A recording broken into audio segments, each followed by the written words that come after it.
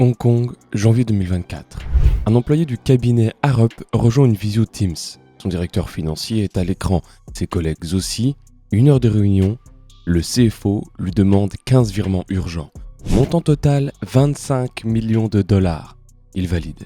3 jours plus tard, il rappelle le siège et il comprend. Sur cette visio, tout le monde était faux, sauf lui, tous les visages, toutes les voix, des deepfakes IA générés à partir de vidéos publiques. Tu te dis, moi je verrai le truc. L'employé d'Arup, c'est pas un stagiaire, c'est un mec du service financier d'une boîte de 18 000 personnes. Et voilà ce qu'on ne te dit pas. En 2025, 54% des Français se sont fait avoir au moins une fois. 7,6 milliards d'euros perdus. Le phishing, plus 1265% en un an. Les arnaqueurs de 2026, c'est plus des ados nigérians qui font des fautes, c'est des équipes pro, armées d'IA, qui exploitent des mécanismes câblés dans ton cerveau depuis 200 000 ans. On commence par la pire, celle qui te rend vulnérable avant même qu'on t'attaque. L'hypothèse du monde juste. Question simple, à qui arrivent les arnaques ? Réponse intuitive, aux gens naïfs, aux personnes âgées, aux mecs qui cliquent sur des pubs « Vous avez gagné un iPhone, pas toi !» Et c'est exactement à cause de cette pensée-là que tu es plus exposé que la moyenne. Les psychologues appellent ça l'hypothèse du monde juste. Ton cerveau a besoin de croire que ce qui arrive de mal arrive à ceux qui le méritent. Sinon, le monde devient angoissant. Donc tu rationalises. Les victimes ont fait une erreur que toi tu n'aurais jamais faite. Conséquence directe, sur les réseaux sociaux, les victimes d'arnaques se font massacrer. Comment t'as pu cliquer là-dessus, MDR ? Résultat, les vraies victimes se taisent. Personne n'alerte, le scam continue en silence. Les meilleurs pros de la cybersécurité, ceux qui bossent dans les CERT, les Blue Teams des grosses boîtes, sont parmi les gens les plus humbles que tu rencontreras. Tu sais pourquoi ? Parce qu'ils savent qu'au mauvais moment, avec le mauvais scénario, n'importe qui clique. Le réflexe, la prochaine fois que tu lis l'histoire d'une victime et que tu penses « quelle idiote », demande-toi à quel point tu aurais réagi un matin de fatigue à 7h12 en sortant d'une dispute. Spoiler, pareil. 2. Le profilage psychologique. Tu publies une photo de toi en terrasse à Lisbonne, tu likes un tweet sur ton burn-out, tu commentes le post LinkedIn de ton manager, tu utilises le pseudo AlexRunner92 sur Strava et sur Reddit. Tu viens de remplir un formulaire de ciblage gratuit. Et les attaquants appellent ça l'OSINT, Open Source Intelligence. Avant de t'envoyer quoi que ce soit, ils construisent ton dossier. Ton post exact, LinkedIn, tes frustrations, Twitter, Reddit, tes habitudes, Instagram, Strava, tes anciens mots de passe, base de fuite genre Havel Been Pound, tes proches, Facebook, photo taguée. Avec ça, ils t'envoient un mail RH qui mentionne le projet exact sur lequel tu bosses, signé du nom de ton vrai manager, avec en signature une coquille spécifique que ton manager fait toujours. Ça s'appelle le spear phishing. Taux de clic moyen 53%. Pense à ton nombre numérique comme à un détective qui te suit en permanence. Tu ne le vois pas, mais tout ce que tu publies, il le note. Le réflexe, plus un message est personnalisé, plus il devrait te rendre méfiant, pas confiant. Si ta banque connaît un détail précis de ta vie, c'est rouge. Aucune banque ne te parle de ton chien. 3. L'exploitation de l'isolement. Voici la mécanique d'arnaque la plus rentable du monde en 2026. Elle s'appelle le pig butchering. Traduction littérale, engraisser le cochon avant de l'abattre. Étape 1, on te contacte via un faux numéro WhatsApp. Désolé, mauvais numéro. Tu réponds gentiment, la conversation continue. C'est une femme charmante, cultivée, solitaire elle aussi. Étape 2, pendant 3 à 6 mois, elle te parle tous les jours. Bonjour le matin, photo de ses repas, confidence. Vous tombez doucement amoureux. Pas de visio, son père est malade, elle voyage, c'est compliqué, mais elle est là tous les jours. Étape 3, un jour, elle te confie une opportunité d'investissement crypto. C'est mon oncle qui m'a appris. Tu testes avec 500 €, ça marche. Tu mets 5000 €, ça marche encore. Étape 4, tu mets tes économies. 140 000 € de moyenne par victime aux États-Unis. Tu ne reverras jamais cet argent, ni elle n'a jamais existé. C'est pas la cupidité qui te perd dans cette arnaque, c'est l'attachement. On a comblé un vide et on facture le vide à prix d'or. Le réflexe, tu n'investis jamais 1 € proposé par quelqu'un que tu n'as jamais vu IRL. Pas une fois, pas juste pour tester, jamais. Le pig butchering que je viens de te décrire, c'est exactement ce qui m'a poussé à construire ce que je vais te montrer maintenant. Le problème avec ce type d'arnaque, c'est que tu peux pas la repérer toi-même. Pourquoi ? Parce que t'es dedans. T'es amoureux, t'es engagé, t'es émotionnellement compromis. Ton cerveau filtre les signaux. C'est exactement comme demander à quelqu'un en pleine dispute de juger objectivement la dispute. Ça marche pas. Donc, j'ai construit une appli qui s'appelle Fake. 100% française, IA spécialisée arnaque francophone. Et dedans, il y a une fonction qui s'appelle analyser une conversation. Tu prends ta conve WhatsApp, Tinder, Insta, DM, peu importe, tu la colles dans l'app. L'IA scanne les messages et te détecte les patterns de manipulation en cours. Mirroring excessif, escalade émotionnelle, évitement systématique de la visio, promesse d'investissement, bombardement affectif. En clair, elle voit ce que ton cerveau amoureux refuse de voir. Et c'est pas que pour les arnaques sentimentales. Tu peux l'utiliser pour vérifier un SMS de ta banque, un mail des impôts, un lien suspect, un IBAN avant un virement, un numéro qui t'appelle. 9 types de vérification au total. Il y a aussi un mode panique entièrement gratuit pour les gens qui se sont déjà fait avoir. Plan d'action, étape par étape, numéro d'opposition, démarche administrative. Le lien est en description. Mode famille aussi, si tu veux protéger tes parents à distance, parce que franchement, ils sont dans la cible numéro 1. Allez, on continue. 4. La légitimation par infrastructure réelle. Un mail qui vient de support-sécurité@paypal-fr-secure.ru, tu le repères en 2 secondes.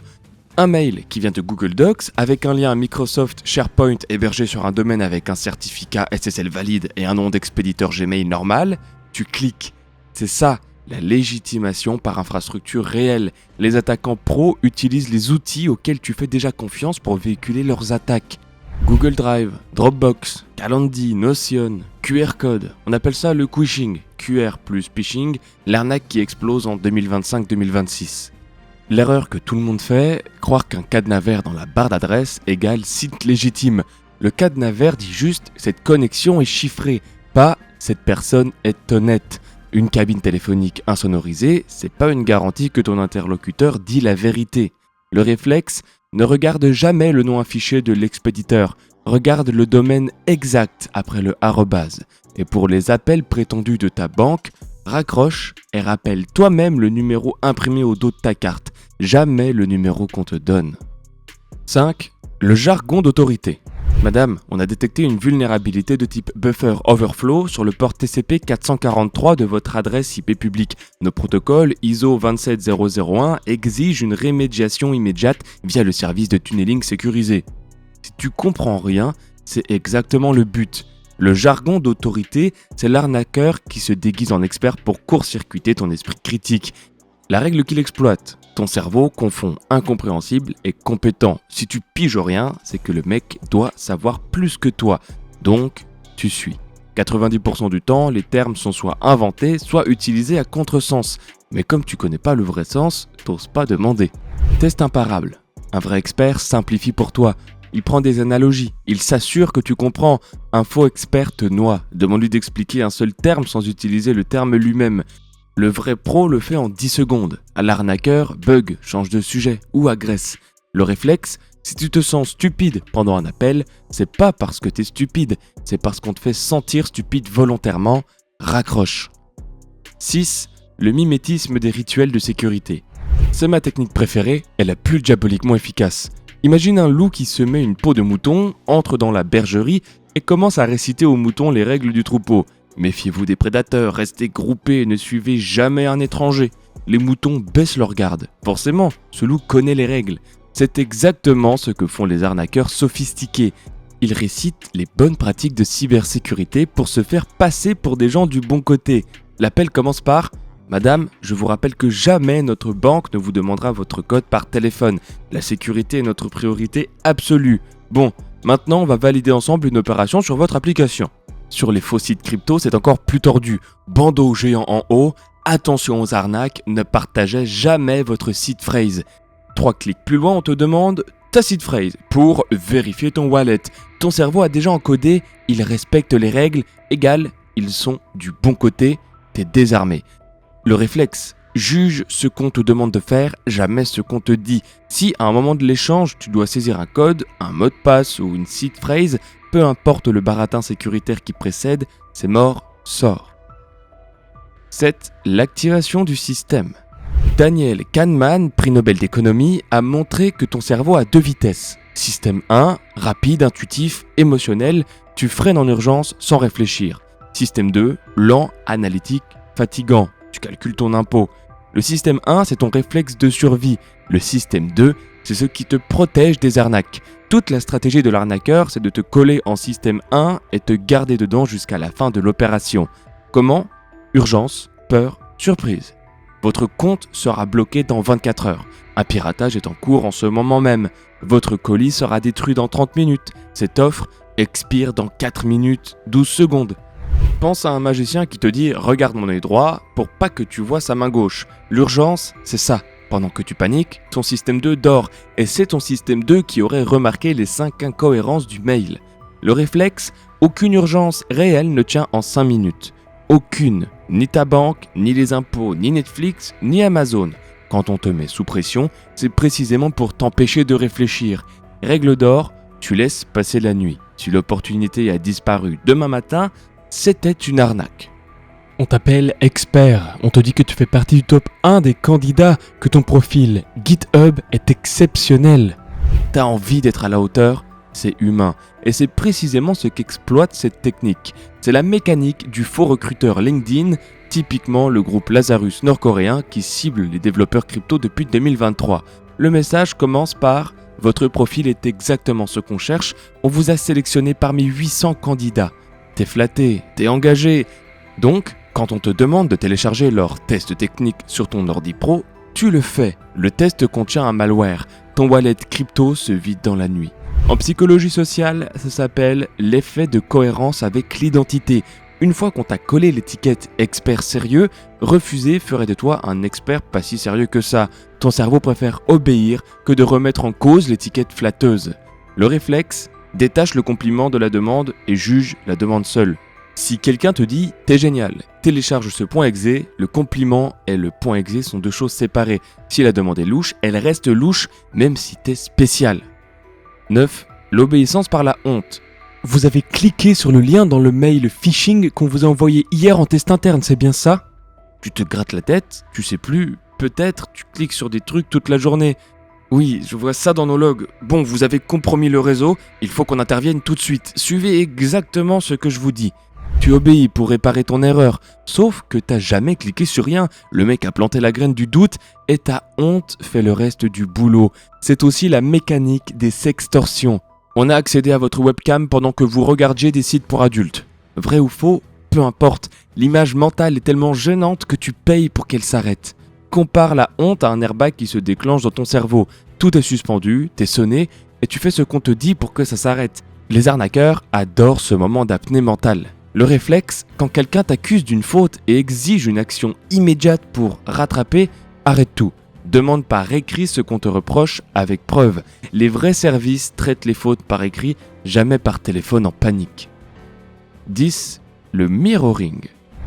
T'as rencontré quelqu'un en ligne. Vous avez exactement les mêmes goûts, même film préféré, même lecture. Vous avez tous les deux perdu un parent jeune. Vous adorez la même cuisine régionale obscure. C'est dingue, cette compatibilité, c'est trop dingue. Le mirroring consiste à refléter activement les valeurs, les expériences et le style de la cible pour créer une illusion de proximité. En 2026, avec l'IA générative, c'est devenu industriel. À partir de ton OSINT, un arnaqueur peut générer en temps réel une histoire de vie qui matche la tienne au millimètre. Image simple. Imagine un caméléon mais émotionnel. Il prend la couleur exacte de tes blessures, de tes valeurs, de tes rêves. Tu te sens enfin compris, sauf qu'il n'y a personne en face, juste une surface réfléchissante. Le réflexe, si quelqu'un que tu viens à peine de rencontrer te ressemble étrangement, c'est pas le destin, c'est statistique. Teste, pose des questions précises sur des trucs vérifiables. Lieu exact, date exacte, prénom, un caméléon finit toujours par se trahir sur un détail qu'il a oublié de mettre à jour. 11. Le message trompeur plus les renforts plus les fuites. Un bon mensonge, c'est jamais une seule affirmation, c'est une architecture à 3 étages. Rez-de-chaussée, la thèse centrale, votre compte est piraté. Premier étage, les messages secondaires qui crédibilisent. Nouvelle réglementation EU, 200 clients affectés ce mois-ci. Cave, les signes de fuite, microfailles qu'on remarque si on cherche. Pense à un château de cartes. La carte du dessus, c'est ce qu'on te montre, mais la stabilité dépend des cartes du dessous que tu regardes jamais. Comment trouver les fuites? Sors du script, pose une question inattendue, hors sujet ou très précise. Ah, au fait, vous êtes dans quelle agence exactement? Mon compte est au quel nom selon vous? Vous me rappelez le numéro de mon dernier virement? Un vrai conseiller improvise sans stress. Un arnaqueur a une micro-hésitation ou il bypasse la question, ou il s'énerve, ou il revient vite à son rail. Le réflexe, dans tout échange suspect, glisse une question hors script, pas pour piéger l'autre, pour observer sa réaction. C'est ton détecteur de mensonges de poche. 12. Le transfert de crédibilité multi-interlocuteur. T'as vu Arnaque à la carte ou L'arnaque avec Paul Newman? La grande arnaque cinéma, c'est jamais un mec seul, c'est une troupe. Dans la vraie vie, c'est pareil. Tu commences avec le conseiller fraude. Il transfère à son superviseur qui te passe à l'équipe technique sécurité. Chacun te repose les mêmes questions de base, ça te rassure. C'est ce que ferait une vraie organisation. Sauf que c'est 3 personnes du même call center dans la même pièce qui se passent le téléphone selon un script. Ça s'appelle un boiler room. C'est exactement ce qui s'est passé sur l'attaque MGM Resort en 2023. Les attaquants ont enchaîné plusieurs appels au helpdesk de l'entreprise en se faisant passer pour un employé légitime, exploitant cette dynamique de revalidation par couche. Coût pour MGM, 100 millions de dollars. Le réflexe, la multiplication des interlocuteurs ne prouve rien. N'importe qui peut passer le téléphone à n'importe qui. La seule preuve qui compte, c'est toi qui rappelles sur un numéro officiel. Si on t'en empêche, ne raccrochez pas, la procédure serait compromise. C'est exactement le moment où tu raccroches. 13. Les règles obscures et les faux cadres. Selon notre politique interne, vous devez valider en moins de 10 minutes. La directive PSD3 nous oblige à effectuer un virement de vérification. Notre échange impose un dépôt de garantie pour les retraits supérieurs à 10K. Aucune de ces règles n'existe, mais elles sonnent assez officielles pour que tu n'oses pas les contester, surtout dans des domaines techniques où tu te sens ignorant, finance, droit, télécom. C'est le principe du panneau défense d'entrée, il suffit de le poser. 95% des gens vont respecter le panneau sans vérifier qui l'a mis, ni si c'est légal. Les arnaqueurs vendent des panneaux. L'arnaque ajoute une couche. Ces fausses règles te demandent toujours plus d'engagement. Déposer pour pouvoir retirer, payer pour pouvoir débloquer, vérifier ton identité avec un virement. Le réflexe, toute règle se vérifie en 30 secondes sur le site officiel de l'organisme cité. Si la règle vient de la PSD3 article 7, tape ça dans Google. Si elle n'existe pas, et la plupart du temps elle n'existe pas, sors. Et règle absolue, si la règle te demande de mettre de l'argent pour pouvoir en récupérer, c'est toujours une arnaque. Toujours. 14. L'abondance de preuves et l'univers cohérent. Un décor de cinéma vu de loin fait illusion. Tu vois une ville entière, des immeubles, des terrasses. Tu marches derrière et tu vois la vérité. C'est des planches en bois agrafées, soutenues par des étais. Les arnaques modernes, c'est ce décor de cinéma, mais à l'échelle digitale. Plateforme de trading crypto frauduleuse, version 2026. Interface ultra pro, dashboard temps réel animé, faux audit de sécurité tamponné, témoignages vidéo, deepfake IA, groupe Telegram avec 5000 investisseurs satisfaits, tous des comparses ou des bots, articles presse hébergés sur des sites copiés à l'identique de Forbes ou Bloomberg, faux livestream Elon Musk avec sa voix clonée qui recommande le truc. Construire ce décor en 2026, ça coûte quasiment rien, quelques jours avec les bons outils d'IA. Et plus le décor est riche, plus tu te dis, ils auraient jamais investi tant d'efforts si c'était faux. Ton cerveau confond coût de production et véracité. Le réflexe, la quantité de preuves n'est pas une preuve. Va vérifier un seul point, en profondeur, de manière indépendante. L'article Forbes. Tape le titre dans Google sans lien. Il n'existe pas sur le vrai Forbes. Le PDG. Cherche son LinkedIn directement, pas via leur site. Si tu pousses une planche, tout le décor s'effondre. Bon, soyons honnêtes 2 secondes. Vérifie un truc par toi-même, même avant de cliquer, facile à dire. Mais concrètement, à 23h47, quand tu reçois un SMS de Chronopost avec un lien, tu vas vraiment ouvrir un onglet, fouiller dans Google, chercher si le numéro est connu, vérifier d'où vient le lien? Non, personne fait ça, toi non plus. Donc, soit tu cliques en croisant les doigts, soit tu supprimes sans savoir si c'était vrai et ton vrai colis est perdu. C'est exactement pour ça que j'ai construit Fake. Tu colles le SMS, le lien, le mail, le numéro, l'IBAN, l'annonce, le bon coin, la capture d'écran, n'importe quoi qui te paraît louche. Verdict en 2 secondes. L'IA pousse la planche pour toi. Elle regarde si le site est connu pour des arnaques, si le numéro a déjà été signalé, si l'IBAN est suspect, si l'image cache un piège. Tu fais en 2 secondes ce qui te prendrait 15 minutes à la main. 9 types de vérification. Version gratuite, 5 vérifs par mois, largement assez pour la plupart des gens. Mode panique illimité. Rien n'est stocké, pas de pub, pas de tracker. J'ai conçu l'app comme je voudrais qu'on conçoive un outil pour mes parents. Lien en description. Allez, on enchaîne. 3 techniques, les pires, celles qui ferment le piège quand t'es déjà dedans. 15. Le test de confiance par petit gain réel.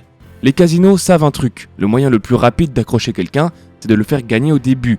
Les arnaqueurs ont copié. Sur les fausses plateformes crypto, ton premier retrait passe vraiment. Tu mets 200 €, tu retires 250. L'argent arrive sur ton compte bancaire. Ton cerveau encode une chose claire, ça marche. Maintenant, tu peux y mettre 50 000 € en confiance. Le retrait après, bloqué pour frais de déblocage, vérification KYC, taxe de sortie.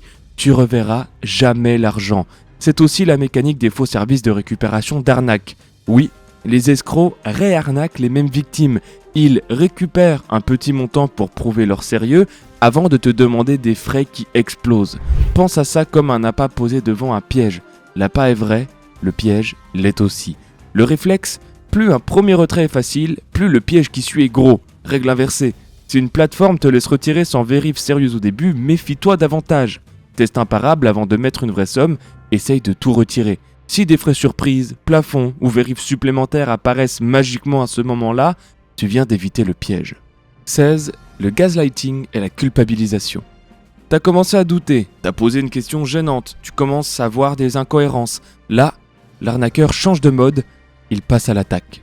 Tu me fais pas confiance après tout ce qu'on a vécu ? Si tu retires maintenant, tu perds tout, ce sera de ta faute.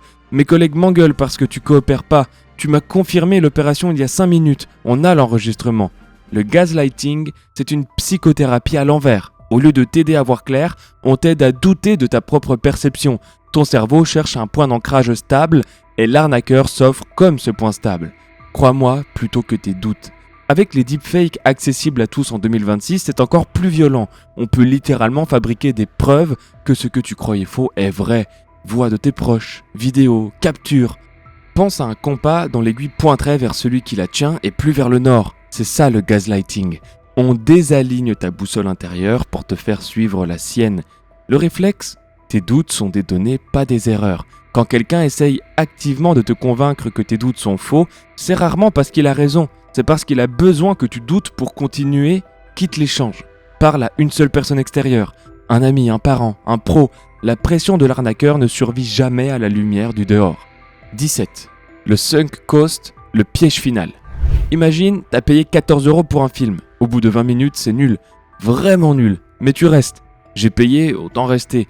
Tu viens de tomber dans le sunk cost, l'erreur du coût irrécupérable. Tu confonds j'ai déjà perdu avec je vais récupérer. Et c'est la dernière technique, celle qui transforme une perte de 5 000 € en perte de 100 000 €. Quelqu'un qui a déjà mis 30 000 € sur une fausse plateforme va trouver 1000 raisons d'en mettre 5 000 de plus pour débloquer ses gains.